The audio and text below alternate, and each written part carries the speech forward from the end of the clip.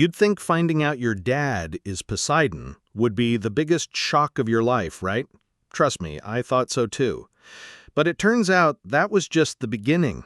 The gods were already blaming me for stealing Zeus's master bolt, and if I didn't prove my innocence soon, the world was going to erupt into the biggest war it had ever seen. The morning after Capture the Flag was unlike anything I had ever experienced before. My head still buzzed from what had happened at the creek, the golden shimmer of power, the trident blazing above me, the way the other campers had stared like I'd just stepped out of some ancient prophecy. That moment had changed everything. I wasn't just Percy Jackson, the ADHD kid who never fit in at school. I was something else, something bigger. Camp life didn't slow down to give me time to process it. Whispers followed me wherever I went. When I sat down at the dining pavilion, I felt every eye slide toward me and then quickly look away as if I were carrying some contagious magic.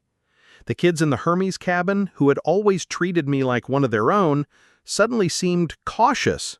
Even Luke, usually so confident and easygoing, kept studying me with an unreadable expression. That morning, Mr. D was actually paying attention. He twirled his goblet, and when his eyes landed on me, there was this flicker of annoyance, like he'd just lost a bet. Chiron, however, wore the proud, patient look of a teacher who had known the answer all along. "Percy Jackson," he announced in front of the entire camp, "you are the son of Poseidon." The words rang in the air like a bell. I wanted to crawl under the table. Son of Poseidon? One of the big three gods? My brain scrambled to connect the dots. Zeus, Poseidon, Hades, the most powerful of the Olympians. And now I was supposed to be in that category? Me, who could barely get through pre-algebra without vaporizing a teacher? Campers whispered louder, voices bouncing like firecrackers. "A child of the sea god. He broke the oath. What does it mean?" My appetite vanished. I stared down at my breakfast, my thoughts churning like waves in a storm. Afterwards, I cornered Chiron near the big house. "What does this mean? Why now?" I demanded. He adjusted his bow like he was stalling for time. "The gods rarely claim their children, but when they do, it is always for a reason. Poseidon has claimed you because your destiny is about to unfold." That sounded like the kind of answer teachers gave when they didn't want to say the scary part out loud. Destiny. Yeah, right. I spent the rest of the day trying not to think about it, but that was impossible. At the canoe lake, the water seemed to nudge the boat in whatever direction I wanted. When I splashed my face, the droplets stayed cool and fresh longer than they should have. I even thought I heard the faint rush of the ocean when no one else seemed to notice. That night, Chiron called me to the big house porch. The lanterns flickered, moths circling lazily around the light. Grover was already there, nervously twisting the strap of his reed pipes. His goat legs shifted from hoof to hoof. Chiron poured himself some sweet tea and looked at me with those ancient, knowing eyes. "Percy, there's a reason your father chose now to claim you. Something has been stolen from Olympus, something that threatens the entire balance of the world." I leaned forward, my pulse quickening. "Stolen? What are you talking about?" Grover let out a nervous bleat. "The Master Bolt." He whispered, as if saying the name aloud was dangerous. Chiron nodded gravely. "Zeus's Master Bolt, the symbol of his power, his weapon of absolute destruction, has vanished, and Zeus believes Poseidon's child has taken it." My stomach dropped through the floor. I laughed, but it sounded hollow. "Me? I didn't even know gods were real until like last week." Chiron's expression didn't waver. "The gods are not interested in excuses. They are interested in results. War between Zeus and Poseidon is close at hand unless the bolt is returned by the summer solstice." I stared at him, the words swirling in my mind like thunderclouds. "Me? A thief? In the eyes of the gods?" Grover gave me a helpless look, his eyes wide and worried. For the first time, I realized this wasn't just about camp rivalries or surviving a monster attack. This was about Olympus itself, and I was caught in the middle. And then Chiron said the words that made the hairs rise on the back of my neck. "Percy, you are being offered a quest." The words, "You are being offered a quest," echoed in my head like they were written in lightning. My stomach twisted, and for a second I thought I'd misheard. "A quest?" I repeated, my voice cracking. "Like, go out there and fight monsters until I die? That kind of quest?" Grover shuffled his hooves uneasily, muttering, "They don't all die. Some quests succeed." He trailed off as if he couldn't think of any examples. Chiron's eyes were steady, calm, but heavy with something ancient, like he had seen this exact scene play out 100 times before. "It is the only way," he said. "You have been claimed at this moment for a reason. The fate of the gods and mortals alike hangs in the balance." I wanted to laugh, to tell him he'd picked the wrong kid. Me, the screw-up who couldn't make it past 6th grade without getting expelled. I could barely survive dodgeball, and now I was supposed to march out and fix the biggest godly feud in history? "What if I say no?" I asked, my throat dry. "Then Olympus burns," Chiron said simply. The air on the porch grew heavy. Even the night sounds, the crickets, the rustle of the wind through the pines, seemed to fade. Grover looked like he wanted to disappear into his hooves. "Percy," Chiron continued, softer now, "you were born for this. You have been kept alive through battles most demigods wouldn't survive a day of. The Furies, the Minotaur, even the incident with Mrs. Dodds. None of it was a coincidence. It was preparation." My head spun. "But I didn't win those fights because I was strong. Half the time I was just running for my life." "Survival is its own kind of victory," Chiron said. "But now you must face your destiny head-on." The words, "your destiny," made me feel like I'd swallowed a rock. Before I could respond, the back door of the big house creaked open. A chill gust of air swept out, carrying the faint, musty scent of something ancient. Lantern light barely touched the doorway, but I could see the darkness curling inside, like shadows that were alive. Grover whimpered, "Not the Oracle!" Chiron's face was solemn. "Yes, it is time." My heart pounded. I'd heard whispers about the Oracle from other campers, how it gave prophecies that could change the course of lives. Nobody seemed eager to meet it.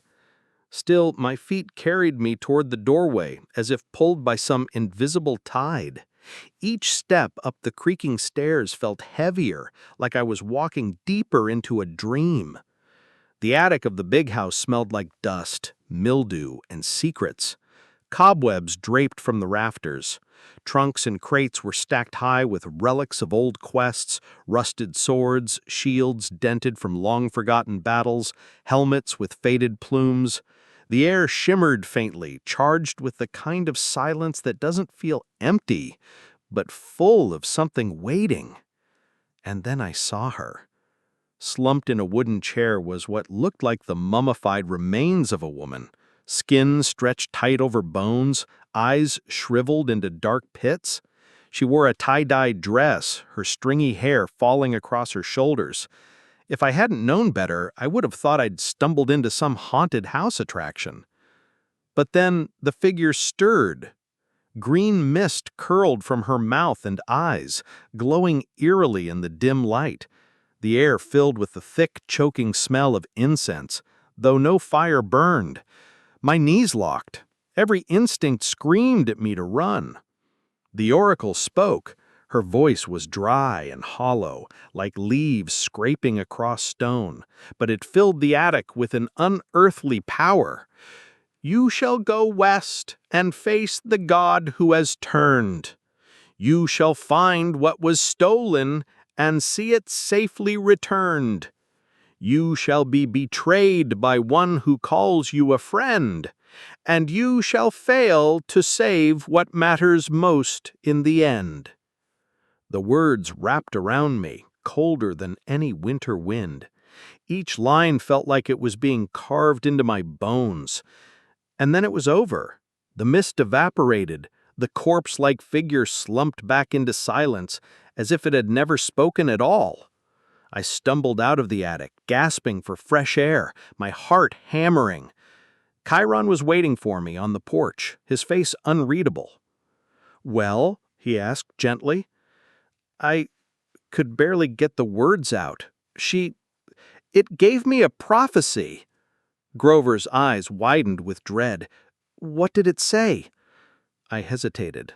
Part of me wanted to spill everything, but another part of me remembered the way the words had sunk into my chest like a curse. They weren't just words, they were truth, and repeating them felt dangerous. So I only told him part of it. She said I'd go west, find what was stolen, and return it. Chiron studied me, his eyes sharp. "Is that all?" "That's the important part," I muttered, avoiding his gaze. I knew I should have told him about the betrayal, about failing to save what mattered most, but how could I? Grover was standing right there. If the oracle was right, it could mean him, or Annabeth, or even my mom. Saying it out loud would make it real, and I wasn't ready for that. Chiron sighed, but didn't press. "Then it is decided. You will leave as soon as possible." My head was still spinning from the prophecy. Leave? As in, now? Where am I even supposed to go? Grover looked at me, his face pale but determined. "The West. The prophecy means the underworld, Hades. That's where the bolt must be." The words hit me like a punch. The underworld, death, souls, monsters beyond imagination, and Hades himself, the god of the dead. I swallowed hard. Suddenly, the idea of fighting a minotaur seemed like child's play. Chiron's voice was calm but firm. "You will not go alone. Grover will accompany you, and one more. The choice of companions is yours." I looked out over the darkened camp, the cabins glowing faintly in the distance. Somewhere out there was Annabeth, waiting, probably already imagining herself part of this quest. Grover looked ready to follow me into the deepest pit without question. My life had just been rewritten in one night. I wasn't Percy Jackson, the misfit kid, anymore. I was Percy Jackson, son of Poseidon. Percy Jackson, accused thief of the Master Bolt. Percy Jackson, who had to go west and face gods, monsters, and betrayals. And whether I liked it or not, my quest had begun. Looking back now, I should have been more excited. I mean, most demigods would give anything to be chosen for a quest, especially one handed down by the oracle herself. It's the kind of thing that cements your place in Half-Blood history.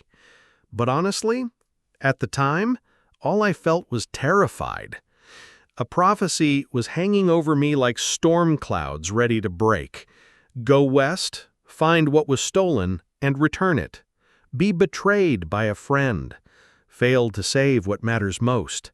That kind of stuff doesn't exactly scream fun road trip. Still, Chiron wasn't giving me a choice. "You leave at dawn," he'd said, as if sending a half-trained kid into the jaws of monsters was as normal as packing for summer camp. So, the next morning, there I was, standing at the edge of camp, backpack slung over my shoulder, trying to look braver than I felt. The pine tree, the same one that marked the boundary line of Camp Half-Blood, loomed above me. Beyond that, the real world, with all its traffic, pollution, and monsters waiting to rip me apart. Grover was by my side, nervously adjusting the straps of his own pack. His eyes kept darting toward the road like he expected monsters to jump out of the bushes at any second. I could tell he was scared, but he wasn't backing out, and that meant a lot. Annabeth was waiting too, her Yankees cap clipped to her belt, her gray eyes sharp and calculating. She looked like she'd been waiting for this moment her whole life. Honestly, she probably had. "You'll need my help," she said matter-of-factly, as if it was already settled. I'd hoped Chiron might argue that 2 companions were enough, but of course he didn't. "Annabeth has trained her whole life for this. You'll need her wisdom." Great. So now my first official quest squad consisted of me, a half-baked son of Poseidon who had no idea how to fight properly, Grover, who was loyal but tripped over his own hooves half the time, Annabeth, who was brilliant and deadly with a sword, but also looked like she'd throttle me if I so much as sneezed wrong. We were doomed. Before we left, Luke came by to see us off. He handed me a pair of winged shoes. His own. He said, "Take them. They'll help you fly when you need it." I hesitated. "But don't you need?" He grinned, though there was something a little sad behind it. "Don't worry about me. Hermes will understand. You're the one going west." I tucked them carefully into my bag. It felt weird accepting something so personal, like Luke was passing on more than just shoes. Finally, Chiron gave us one last lecture, full of warnings about staying alert, keeping together, and remembering that the gods don't play fair. And then, before I knew it, we were walking down Half-Blood Hill and heading for the bus stop. For a while, it was almost normal. The 3 of us riding into Manhattan, jostling in our seats like any other kids heading on a field trip. The city rushed by in blurs of concrete and yellow taxis, and for half a second, I let myself think, maybe this won't be so bad. Of course, that's when the Furies showed up. It started with this heavy feeling in my gut, like I'd swallowed a stone. I glanced toward the back of the bus and nearly choked. Sitting in the last row, staring straight at me, were 3 old women in black leather jackets. Their eyes glowed faintly red, their faces twisted into sneers I knew too well. Mrs. Dodds and her sisters. My blood turned to ice. I'd hoped, prayed that after the fight at Yancey Academy, I'd never see her again. But there she was, alive, smirking, and looking very much like she was ready to finish what she'd started. "Don't turn around," I muttered to Annabeth and Grover. "Back of the bus, 3 of them." Annabeth's eyes flicked toward the reflection in the window. Her grip tightened on her cap. She said, "Furies." Grover bleated under his breath, his face pale. "We're trapped." The bus rattled over a pothole. Outside, storm clouds were gathering fast, turning the sky dark and heavy. Rain began to splatter against the windows, and thunder rumbled in the distance. The Furies stood, slowly making their way down the aisle. Nobody else on the bus seemed to notice. To them, it was just 3 cranky old ladies moving up for a better seat. But to me, it was death on wings, closing in. I reached into my pocket and felt the reassuring weight of Riptide, the pen. One click, and it would become the celestial bronze sword that could actually harm monsters. My fingers itched to use it. "Wait," Annabeth fist. "Not yet. Let them make the first move." Easier than said than done, when one of them, Mrs. Dodds herself, leaned over the seat in front of me and bared her fangs. "Hello, Percy. Miss me?" My heart nearly exploded out of my chest. The next second, all Hades broke loose.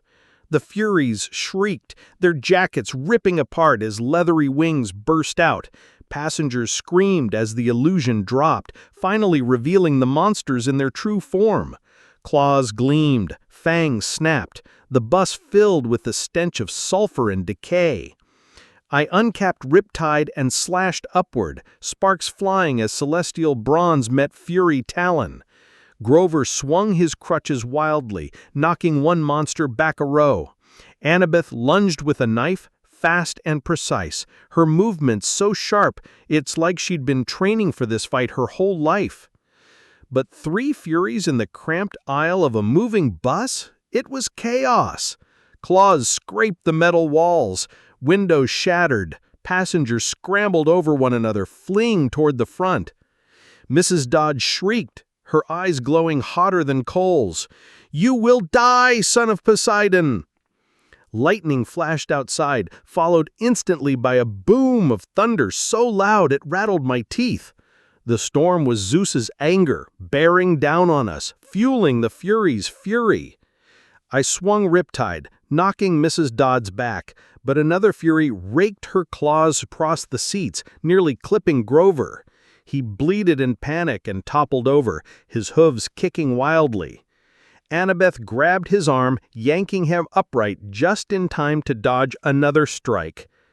And then, in the middle of the chaos, I realized something horrible. The bus was filling with smoke. Not from monster magic this time, but from the engine itself. The fight had torn through cables, sparks spitting out under the floor. Flames licked up the aisle. We were about to become demigod barbecue. The flames spread fast, climbing up the aisle like a hungry beast. The smell of burning rubber and gasoline stung my nose. Passengers were screaming, clawing to get out, while the Furies shrieked over it all, their voices sharp enough to split stone. We didn't have much time. "Percy, the exit!" Annabeth shouted. She lunged past me, slicing at one of the monsters with her knife. Sparks flew as blade met claw, and the Fury recoiled with a hiss. I spun toward the emergency exit, but Mrs. Dodds blocked my path, her leathery wings unfurled, filling the aisle. Her claws gleamed in the flickering light of the fire. "You cannot escape, son of Poseidon," she hissed. "The master bolt must be returned." "I don't have it!" I shouted, swinging Riptide in a desperate arc. The blade slashed across her arm, and she screeched, staggering back. But she didn't fall. Furies don't go down easy. Grover bleated, coughing from the smoke. He swung his crutches like clubs, smacking another Fury across the face. The monster snarled and slashed back, tearing through the bus seats like paper. Grover barely dodged. The driver was long gone. The bus veered, tires screeching, as if even the road wanted to throw us off. Outside, rain pounded against the windows, lightning tearing across the sky. Zeus was watching. He was furious.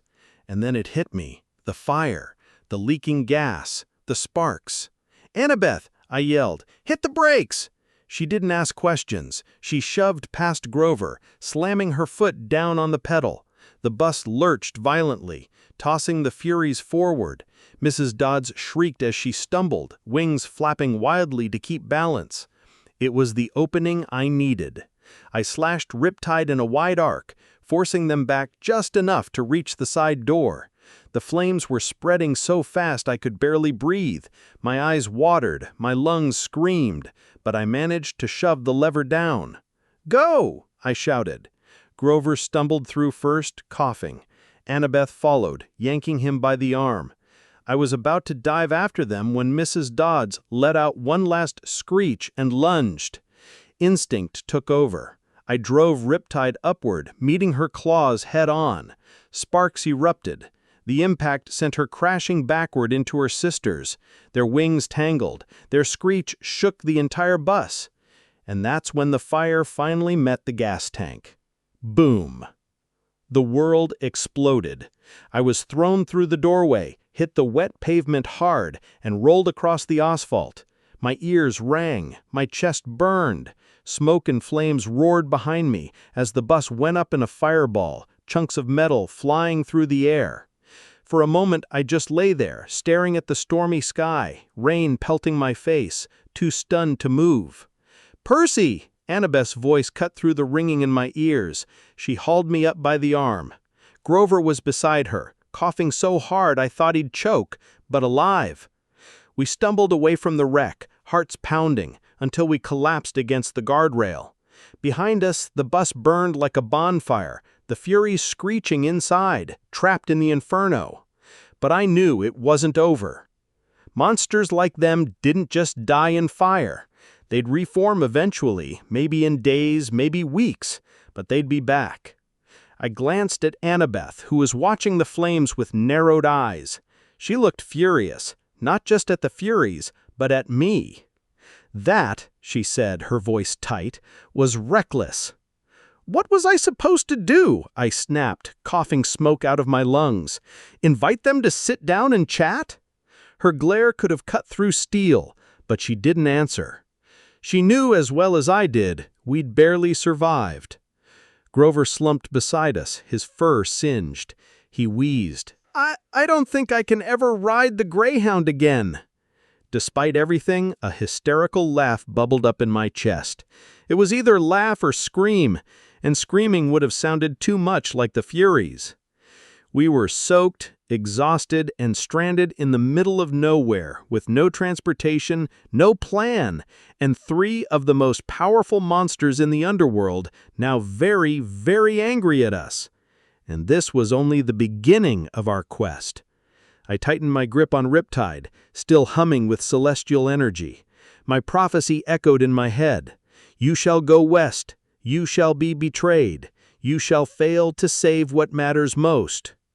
I shivered, because if this was just the first leg of our journey, I couldn't imagine what was waiting for us in the west.